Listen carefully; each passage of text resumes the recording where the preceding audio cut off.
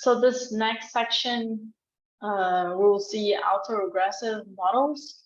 So if we know that, for the same variable, let's say, in the first section that we saw NDVI and NDVI at a lagged period, if, values from NDVI are affecting values of NDVI in the future, and we model that, we can actually, fit the function and start predicting missing values or future values as well.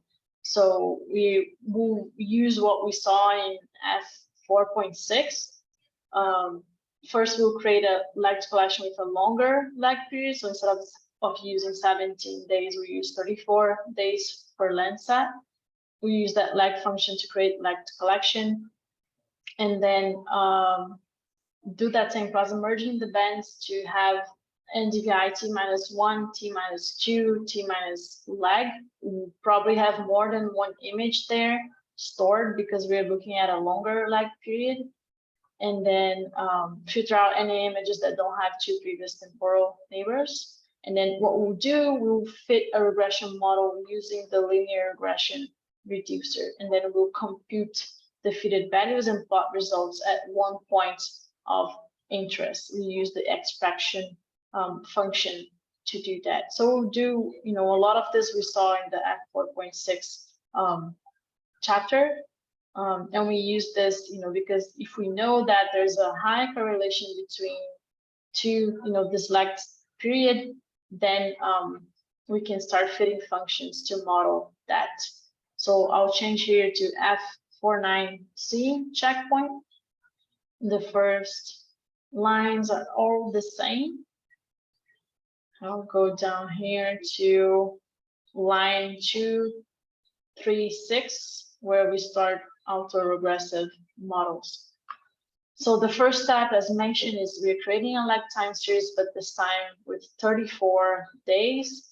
Here we are using our Landsat 8 surface reflectance image collection. So we are creating a lag collection using itself, right? We're looking to autoregressive, so we're not looking to precipitation anymore, just NDVI at present and then NDVI at previous days as well.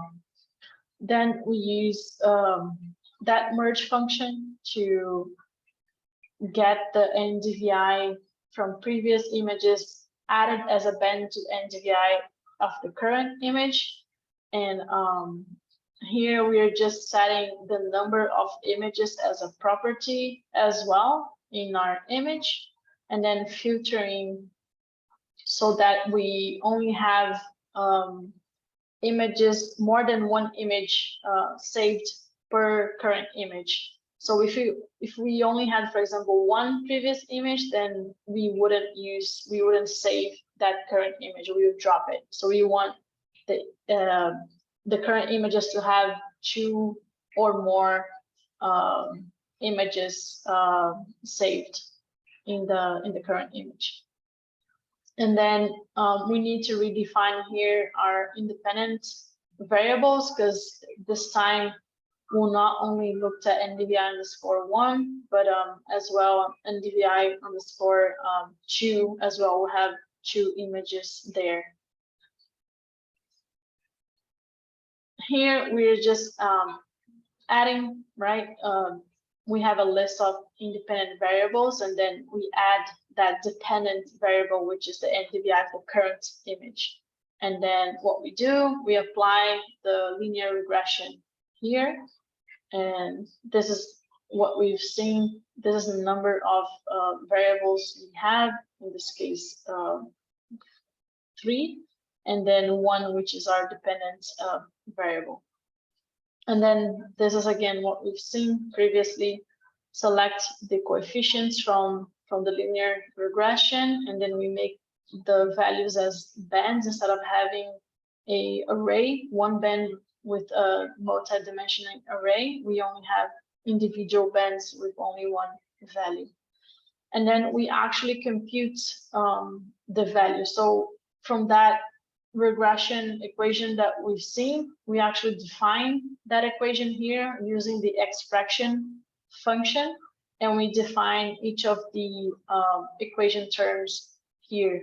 So we are calculating, we are fitting, right? We are calculating like the NDVI. So P1 would be the pixel at time -1, in this case NDVI underscore 1, that's the band. And then we also have pixel at time -2, which is NDVI underscore 2. And then for coefficients, we have as well constants and NDVI. So all of these beta 1, beta 0, beta 1, beta 2 are also defined here. And then the result will be our fitted NDVI values. And we define one point of interest just to plot a time series of those fitted values. And then we create here, we actually print the chart for that point. So if I run this code, this chart we also saw previously in F4.6. I'm gonna turn all of these off. Okay, it already plotted. So here we can see original NDVI values and then fitted NDVI values from our regression model. So we can start, fitting functions to start modeling our phenomena if we know that the lagged information is actually correlated with current present values of NDVI. And I'll stop here. I think this is the end of this section.